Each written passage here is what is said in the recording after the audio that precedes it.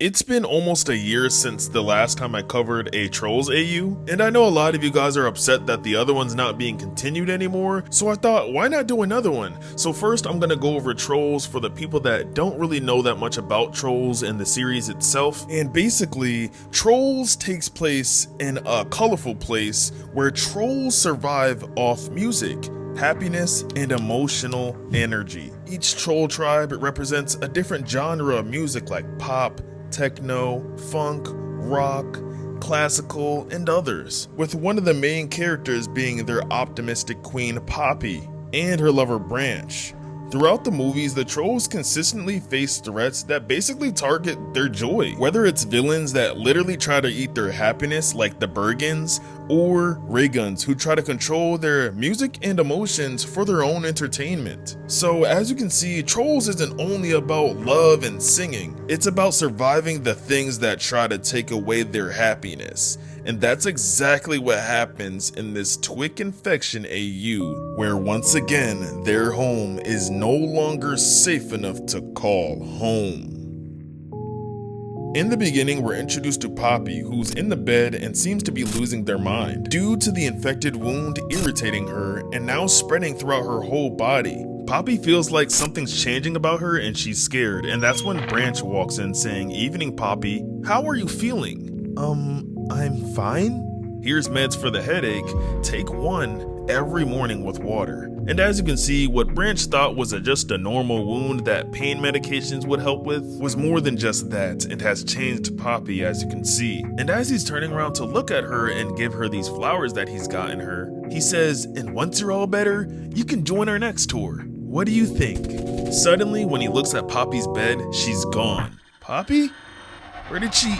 The ringing from their hug time watches goes off, and Poppy says "hug time" in a corrupted voice as the infection changed her into something untroll-like. Trolls have these watches that basically let everyone know in town to start hugging each other. And so with this info that we get after that, I want you to think to yourself, who has mutated and has color loss from stress, dilated eyes, is 10 times stronger and faster, 2 times bigger, uncontrollable smile, bleeding and stretch marks from the rapid growth, a big ol' hug is enough to spread the infection, and even her nails are now a lethal weapon. Anyways, Branch immediately swats the blanket in her face, fleeing the scene with tears flowing from his eyes. And so he ends up getting chased by Poppy, who's screaming in back of him. Eventually, he grabs onto a tree using his hair, camping on top of it, and takes notice to the fact that she's unable to use her hair to reach him, which we'll see why soon. But anyways, he continues moving forward by traveling on top of the trees, until eventually, when not looking, he accidentally stabs himself with a tree branch in the head, causing him to fall to the ground. And right before Poppy could snatch him up, he gets into the bunker which he was trying to get to the whole time. And not long after, Branch comes back out, trapping Poppy in a net, and as she starts screaming, he gets like his own tranquilizer that he has and says, "I'm sorry, Poppy," and puts her out. As she falls to the ground, he watches and says, "What happened to you?" And as you can see that she has tears coming out of her eyes, which lets us know that she definitely is a little bit conscious. And at that moment, the real Poppy was in there somewhere. She just didn't have control over anything that was going on. So after the Poppy incident, Branch started going crazy and started making a lot of things in his bunker that, if you didn't know, in the first movie he created as a last resort survival tactic against the Bergens. He's become a full-fledged hunter of the infected and now stores all of his items like a net gun, stick, grappling hook, sweat jar, etc. all in his hair, which, believe it or not, can hold all of that stuff. Don't worry, he's not putting the infected out for good, he's just capturing them and traps, and also was able to successfully capture Poppy. And keep in mind, all of these pages of notes are taken by Branch himself in his study space, where he gets help from Cloud Guy from time to time, and even has 2 windows so he can look out and see if there's any infected around before he goes out. And luckily, he doesn't hunt alone. He has Viva, who's Poppy's long lost sister, and also his brother John Dory. And if you haven't noticed yet, I like this detail that they put. They're all wearing leaves and mud on themselves to kind of camouflage and blend in with the environment. There's also people researching the infection like Laguna, who also had to run away from one of them, Clay and Floyd. Basically, their job is to find a cure. Then there's Dr. Moonbloom, who's also helping find a cure in her lab, and also the leader when it comes to how to clean after the infected and provide health aid, while almost the rest of the town is in quarantine. And it says right here that at the time that Poppy got bit, Bruce was taking care of the kids while Brandy, who's with the kids for the month. In quarantine, he's been writing letters and the Cloud people have been helping deliver them. And despite all of that, his family is safe, but he's never really fully certain on how his brothers are actually doing. Bruce does try to do a little bit of research at the base about the infection, and he'll send letters about useful info that he finds. All places are in quarantine. The Cloud people are doing their best to help the trolls through their tough time, and the research crew finally found something that matches to what started this outbreak, and they call it the Twik. Now in the next part, here's when we get a flashback on Poppy's story on how she got infected. She told Branch and Dr. Moonbloom, "I went to the cave down the river to collect gems for the party. Then something bit me out of nowhere. I felt so dizzy, so I ran out of the cave as soon as possible. Now this headache came, it won't stop, and the bite still stings." And it wasn't until after everybody, Claire, heard this story, they found the potential creature that may have bitten Poppy based off her story. It turned out to be this rare spider that you only find deep in caves called the Twik, and it's very small, and when it bites you, a strong venom ills the victim. And the way the victim behaves starts to mimic the behavior of a Twik, exactly the same. So here's some things they found during research. They will still eat what trolls crave, which is cake and candy and cookies, and knowing this, they use that type of food as bait to catch the infected, and as you can see, it worked on, unfortunately, Poppy's dad, who's infected. Luckily, they're not cannibals when they're infected, so they don't eat other trolls, so all they do is hug you and infect you. And so for the past couple weeks, it says that Branch does what he can to help the infected, along with Branch Guy and his people who are fortunately immune, and as you can see, can give the infected baths and get up close to them without a problem. They do tend to get stared at, but I think it's cool that they're using rain clouds to give them a bath. It also says that the infected may not show visible emotion, but they are very curious, immature children with an appetite. Branch also notes that their personality doesn't change, so the Funk Master, Prince D, still is obsessed with looking at himself in the mirror. And some are aggressive, but not all of them, because some of them are just too scared like Biggie and are just passive. Sadly enough, Poppy is aggressive, and she gets strapped down when she's on the chair getting tested on. They've even covered up her claws or nails because they don't want to get cut. And on the whiteboard, you can see that the wound or the bite mark is starting to heal around it. In the next part, we get more info of Branch's research on what he found about the Twiks, and there's 5 stages. Now before we get into the stages, the way you get infected is just based off of your size, which means all of the trolls who are really miniature in size and all of their predators who are also not that big are easily infected, while other races like the Vacationers, Bergens, and Reagans are pretty much immune and unaffected by this virus. Now in the stages, it starts off in the first stage with a headache and a wound sting, which we already know. Then in the second stage, the infection starts to spread and it still stings, and their body starts to tense up. They start feeling a smile that doesn't go away unless they're still sane, where they can snap out of it at least a couple times.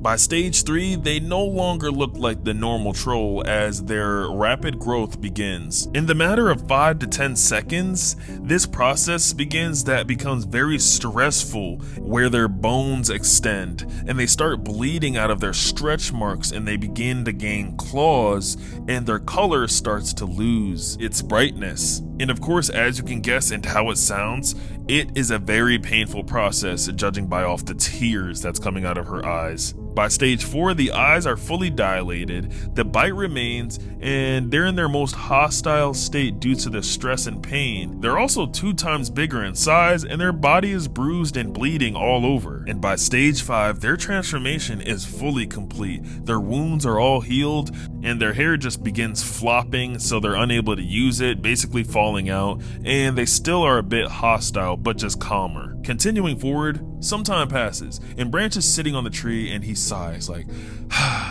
And then Mr. Cloud comes up in back of him saying, Branch! Branch is startled and almost falls off the tree but catches himself. And Branch is like, what do you want? Oops. I came soon as possible to share you some news. More about the Twik? No, the researchers found a cure to them. And Branch is basically thinking in his head, a cure for her? And he gets brought back to their research lab where they go over and explain to him a whole plan they garnered up to cure anybody who's been infected after 6 months. And they call it an operation plan. Branch was happy to hear this, but most importantly, thankful. And the next part is called the test subject. And for those wondering, here's what Operation Plan is.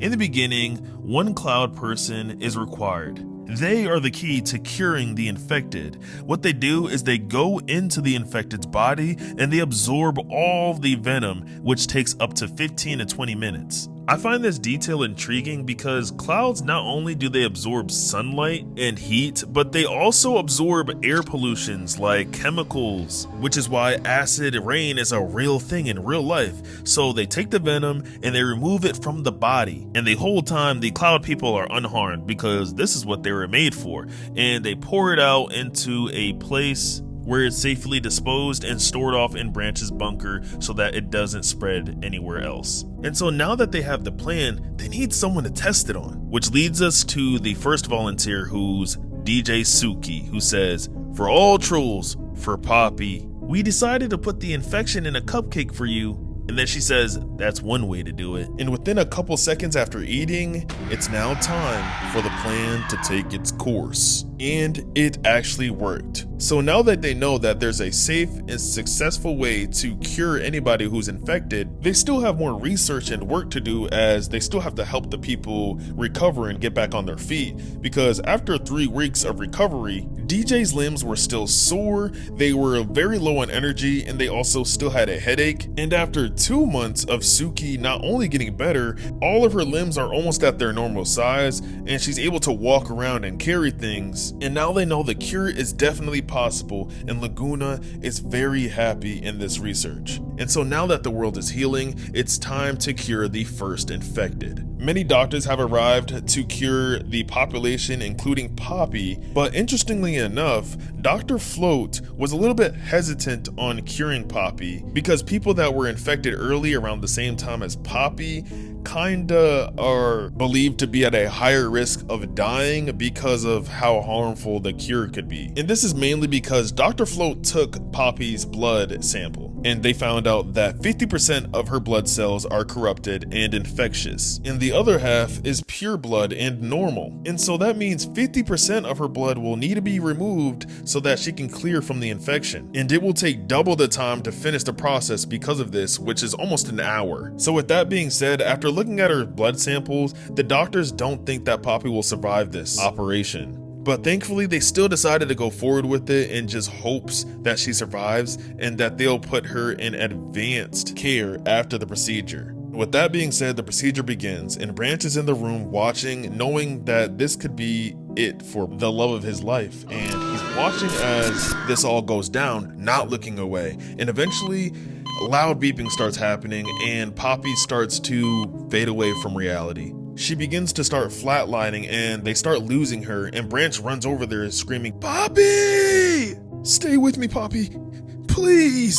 And as the beeping continues, we don't know what happens until the next part. After the incident, Branch is sitting at the table with Poppy's gem, and he gets approached and told that many of the people are recovering and being cured, and everything's going well outside. The population is flourishing again, and all of the trolls are recovering, including Prince D, who remember was infected. And I'm kind of surprised that Tiny Diamond, who's a very, very small troll, wasn't infected as well, knowing how the virus works. But yeah, others like Biggie are recovering as well, who should be called Skinny now. But when it comes to Poppy and all of the other first infects, which they call, who got infected around the same time as her, they're all still in a coma right now. And all of the doctors, of course, are uncertain on whether or not they're gonna survive. So all Branch and Poppy's sister can do are sit at her bed and pray. And Branch is not handling all of this too well. He's sad and saying, it's been a month, Poppy, and I don't know how much longer I can wait. And he looks at her face every day and says, but I will try. One day, Branch is sitting back on the tree again, and Vivi comes out of nowhere asking, have you been sleeping lately? I'm fine. I just want to be there when she wakes up. I see, but I'm sure she wants us to rest, especially you. She would. Don't worry about me, please. I'm sure you're also having a hard time with this as well. You think Poppy will be alright? I don't want to lose her, Branch. Not again. And as she starts crying, Branch is starting to say to her, don't say that. And she's like, there is so much things we haven't done together. So much. And she just sits there and cries, and Branch just comforts her. And as they both mourn, she eventually wipes her tears, and Branch is like, everything's gonna be all right. And that's when Cloud Guy says, Branch, hey Vivi, Poppy is awake. Poppy? And they go to her bed, and she wakes up from out of her coma happily ever after. She's reunited with her man, her sister, and her people. All of the trolls are all happy, and eventually everyone is cured, and it's almost like it never happened. We also get concept art of what other people would look like the Regans if they were infected, and that looks pretty scary. The most disturbing one is definitely the Bergens. They even show Velvet and Veneer, who are in prison for what they've done, reacting to the news that the trolls have found a cure, which I think is pretty dope. But press that subscribe button, it takes $0.00 to do so, and I'd hate for you to miss out on the next AUs I cover, so just be the first one there, and don't miss out. I love all of you people. God bless all of you. Peace.